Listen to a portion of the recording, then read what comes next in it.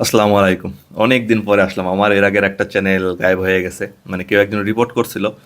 তারপরে আর ওটা উদ্ধার করা সম্ভব হয় নাই। আমিও রিভিউ করি নাই। তো মনে হচ্ছে যে কিছু কথা বলা দরকার। সামনে নির্বাচন। আর যেহেতু আমিও ভোটার, আপনিও ভোটার, দেশের 90% মানুষ মুসলমান।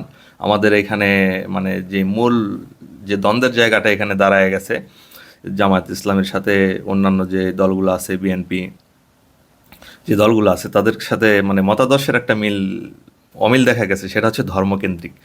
যে আপনি বলতেছেন যে আপনি ধর্মীয় রাষ্ট্রীয় দল, সরি আপনি ইসলামী দল, আরেকটা হচ্ছে সেকুলার দল। আচ্ছা, আমি মুসলমান, আপনিও মুসলমান, বেশিরভাগ মানুষ মুসলমান, সেই জন্য কথাগুলো বলা আসলে। আপনি যদি বলতেন, আমি এখানে জামাতে ইসলামের কিছু সমালোচনা করব, যেটার জন্য আমার কোনো রাজনৈতিক মতাদর্শের প্রয়োজন নাই। আমাকে বিএনপি হতেও হবে না, আমাকে আওয়ামী লীগ কিংবা জাতীয় পার্টি, আমার কোনো দল নিতে হবে না। আমি শুধুমাত্র এই কারণে সমালোচনা করব, কারণ আমি একজন মুসলমান। আপনি চিন্তা করে দেখেন,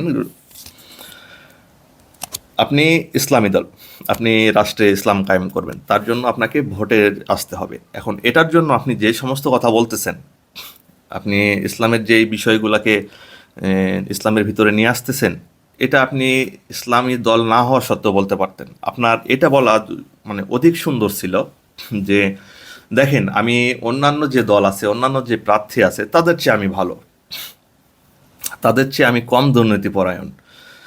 এটা আপনি বলতে পারতেন। আমি 5 ওয়াক্ত নামাজ পড়ি, আপনার অমুক দলের আপনার প্রার্থী নামাজ পড়ে না, আপনি এটা বলতে পারতেন। এটা সুন্দর হইতো। আপনি এটা বলতে পারতেন যে খেলাফতের সময়, রসুলের সময়, তার রাষ্ট্রে তার শাসন মানে তার শাসনের ভিতরে যেই অঞ্চলগুলা, সেখানে একজন অমুসলিম সর্বোচ্চ নিরাপত্তা পাইছে।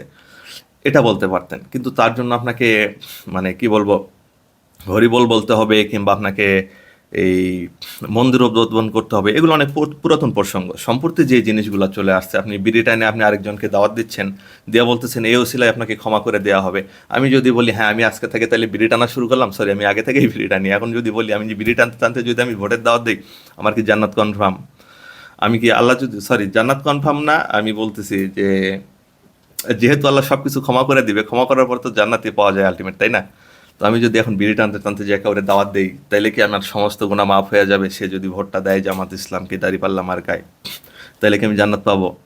কিংবা রংপুরে পীরগাছা থানায় যে লোকটা বললো, যেটা ইব্রাহিম আলাহ ইসলামের চেয়ে বড় কুরবানি অনেকটা আসলে। আপনি চিন্তা করেন, আমি যেই জায়গাটায় বসবাস করি, আপনি যেই জায়গাটায় বসবাস করেন, সেখানে অবশ্যই একটা জামে মসজিদ আছে যেখানে জুম্মার নামাজ হয়।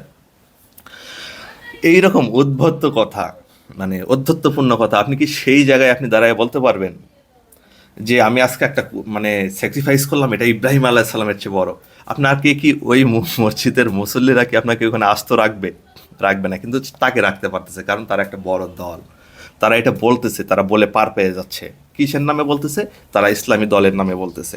আমি আবারও বলতেছি, আপনি যদি বলেন যে আপনি ইসলামী দল না, আপনি একটা অন্যান্য রাজনৈতিক দলের মতো একটা দল, আপনি ইসলামী দল কিভাবে হন?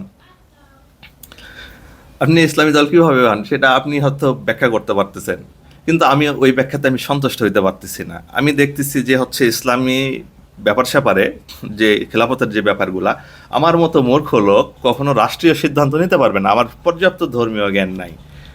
এখন আমি আমার মতটাকে প্রতিষ্ঠিত করার জন্য যদি আমি বলি যে আমার গ্রামের যত ন্যাংরা কানা মূর্খ অন্ধ ব্যক্তি আছে, তাদের ভোট দিয়ে আমি প্রতিনিধি হব, এবং হওয়ার পরে আমি রাষ্ট্রে হচ্ছে ইসলাম কায়েম করবো, ইজ ইট পসিবল? কোনোভাবে, যে কোনোভাবে খেলাফতের কোনো একটা পর্যায়ে, নবী রাসূল থেকে শুরু করে একদম শেষ যে উসমানীয় খেলাফত পর্যন্ত আসছে, উসমানীয় খেলাফত হচ্ছে সর্বশেষ যে জায়গাটা, সেখানেও কি কোনো মন্ত্রিসভায় বা হচ্ছে বাদশার অধীনস্থ কোনো মূর্খ লোক ছিল তাদের রাজদরবারে, বা মূর্খ লোকের সমর্থন নিয়ে সেখানে আসছে? বরঞ্চ শেষ সময়ে যখন ওসমানীয় খেলাফত, যেটাকে বলা হচ্ছে যে সর্বশেষ খেলাফত, তো সেখানেও একদল মানে কি বলবো, মানে সুফি টাইপের এক ঘরানার লোক সেখানে একদিন, একদিন না কিছুদিন যাবত তারা সেটাকে মানে একটা আন্দোলনের পর্যায়ে নিয়ে যায়। তারা কিছু ক্ষেত্রে বিরোধিতা করে। তো সুলতান কিন্তু সেইখানে সেই বিরোধিতার সময় তাদের সাথে ডিরেক্ট যুদ্ধ করে নাই, তাদের মতাদর্শ আগে শুনছে, প্রতিনিধি দিয়ে শুনছে, তাদের সাথে আলোচনা করছে, করার পরে বলছে হ্যাঁ তোমরা ভুল, তোমার এই জায়গাগুলোতে সমস্যা আছে।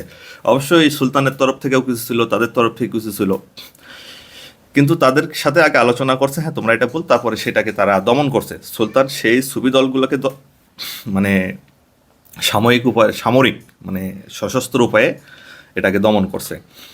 তো যে কোনো কিছুর ক্ষেত্রে মূর্খ লোকের কোথাও রাষ্ট্রীয় অংশগ্রহণে মূর্খ লোকের সমর্থনের কোনো প্রয়োজন নাই ইসলামে। এই জিনিসটা আমি খুব সহজ করে বুঝি।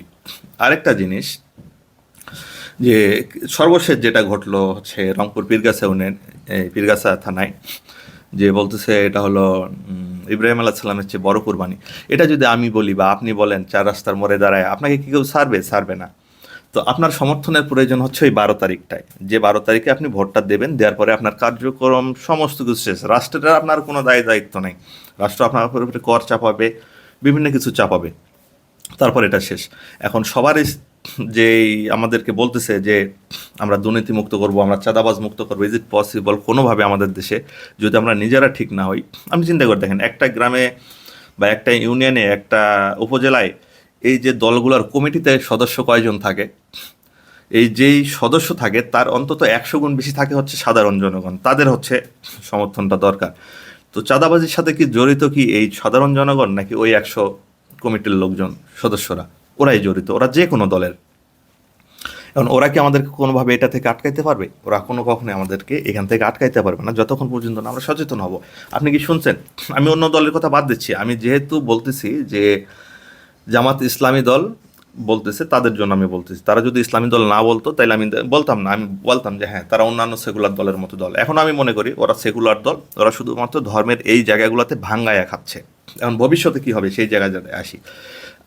আমি মুসা, আমি যদি হাফ প্যান্ট পরে যদি আমি ঘোরাফেরা করি, ইসলামী দল যখন জামাত ইসলাম ক্ষমতায় আসবে তখন কি সে আমাকে বাধা দিবে নাকি বাধা দিবে না? যদি আমাকে সে বাধা না দেয় তাহলে সে ইসলামী দল দল মানে ইসলাম কায়েম করার পক্ষে না। আর যদি বাধা দেয় তাহলে আমি এটা মেনে নিব কিনা।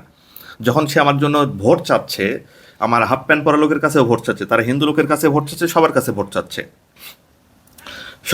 চাচ্ছে, আমার স্বাধীনতা হচ্ছে আমি হাফ প্যান্ট পরে ঘুরবো, মানে এটা আমি বলতেছি। তো আমার হাফ প্যান্ট পরে সে বাধা দিবে কিনা? যদি বাধা দেয় তাহলে সে ইসলাম কায়েম করে, আর যদি বাধা না দেয় তাহলে মানে আমাদেরকে ধোকা দিচ্ছে। এটা আমি একটা মানে খুব ছোট রকমের একটা উদাহরণ দিলাম।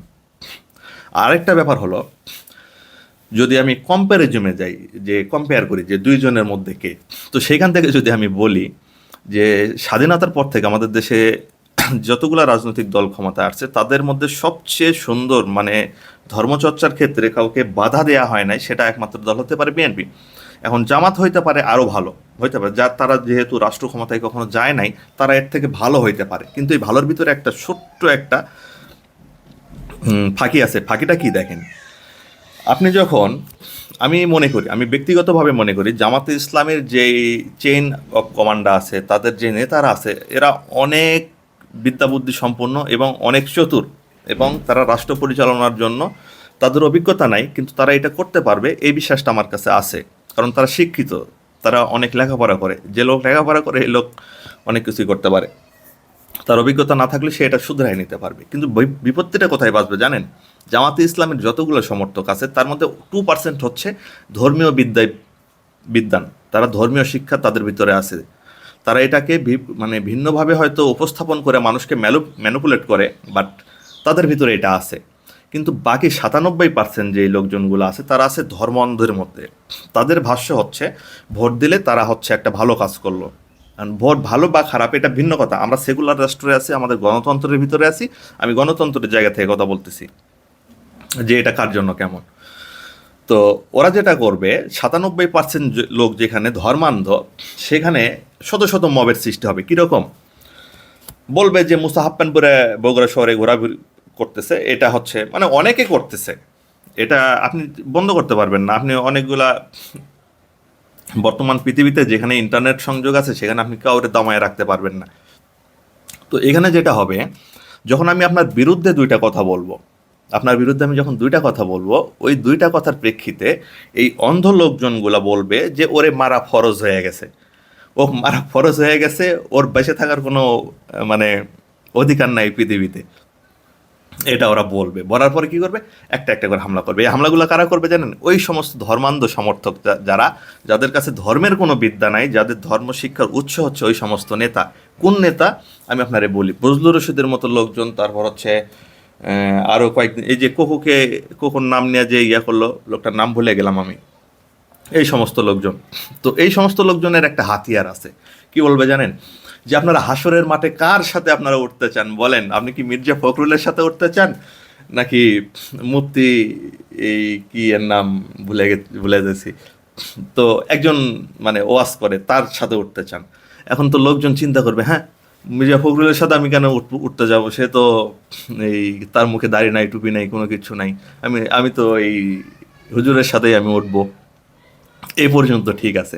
এখন এই ভোটারগুলা, এই মুসল্লিদের যদি বলা হয় ঠিক আছে, বজলুর রশিদের হিসাবের ফয়সালা হওয়ার পরে সে জান্নাতে যাবে অথবা জাহান্নামে যাবে, আপনি কি হিসাবের মাঠ থেকে কি বজলুর রশিদ যেদিকে যাবে আপনি তাদের পিছে যাবেন কিনা, জান্নাতে অথবা জাহান্নামে? আপনি না হয় উঠলেন একসাথে, কিন্তু পরবর্তী ফাইনাল ফয়সালায় কি তাদের সাথে যাবেন কিনা, আপনি তখন কনফিউশনে পড়ে যাবেন। ধর্মশিক্ষাটা আপনাকে ওই সমস্ত লোকজন, মানে ধর্মশিক্ষাটা নিচ্ছেন তাদের কাছ থেকে যারা আলটিমেটলি আপনাকে ম্যানুপুলেট করতেছে। কিসের নামে? ধর্মের নামে। যখন আপনি ধর্মের নামে এটা করতেছেন তখন আমার বিরাট অভিযোগ আছে। এখন এটার জন্য আমাকে আওয়ামী লীগ, বিএনপি, জামাত ইসলাম, জাতীয় পার্টি, এনসিপি এই সমস্ত কোনো কিছু হওয়ার প্রয়োজন নাই। আমি এটা খুব ভালোভাবে জানি।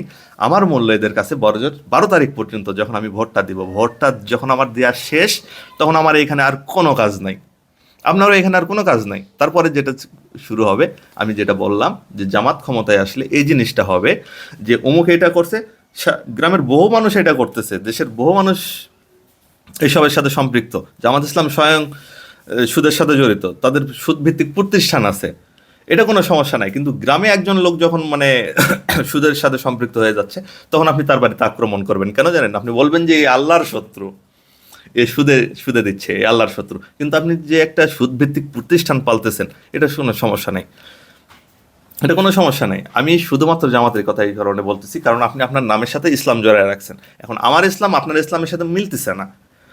আমি যেটাকে ইসলাম, আমি যেভাবে দেখতেছি, আপনার সাথে আমার এটা মিলতেছে না, কোনোভাবেই মিলতেছে না। আপনি এই জিনিসগুলো মানে খুব সুন্দরভাবে অ্যাভয়েড করে যাচ্ছেন। এটা কি কথা ছিল? আমরা কি নবীর জীবনী, তার সাহাবীদের পরবর্তী জীবনীতে এরকম কিছু পাইছি আমরা? কখনো কখনো আমরা পাই নাই। এখন আমি যে ভিডিওটা যখন আমি পাবলিশ করব, আমার ভিডিওটা রিপোর্টের শিকার হবে। শুধু রিপোর্টের শিকার হবে না, আমি সামাজিকভাবেও আমি এখানে সমালোচনার শিকার হব। কারা সমালোচনা করবে? এই সমস্ত জামাত ইসলামীর লোকজন। কিন্তু নবীর ভিতরে কি এরকম কোনো মানে কিছু পাইছেন? নবীকে হত্যা করার জন্য ইহুদিরা উপর থেকে পাথর নিক্ষেপ করার জন্য রেডি হলো, আল্লাহ তাকে ওই পাঠাইলেন, খবর পাঠাইলেন, নবী সেখান থেকে চলে গেল। কেন নবী কিন্তু মানে তখনই মানে তাদের জন্য ধ্বংস করার দোয়া করতে পারতেন না? পারতেন।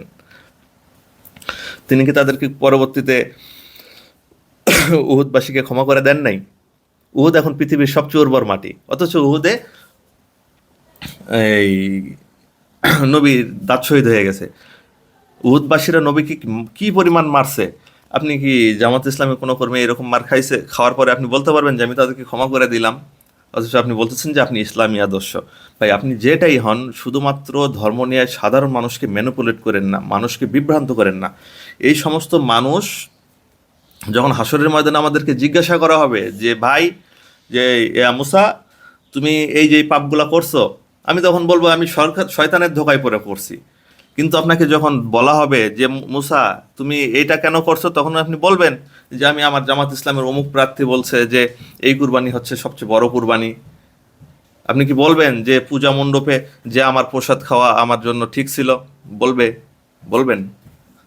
আপনি কি তাদের সাথে হাসরের মাঠে উঠবেন কিনা, সিদ্ধান্ত আপনার। কিন্তু ব্যাপারটা আমার কাছে খুবই স্বচ্ছ, যে আপনি যখন বলতেছেন যে আপনি ইসলামী দল, তখন আপনার সাথে আমার বিশদ রকমের একটা আপত্তি আছে। আপনি সেকুলার দল হয়ে যান, আপনার এনে আমার কোনো আপত্তি নেই, সবার মতো আপনিও, আর অন্য সবার মতো আমিও ভোটার। আসসালামু আলাইকুম।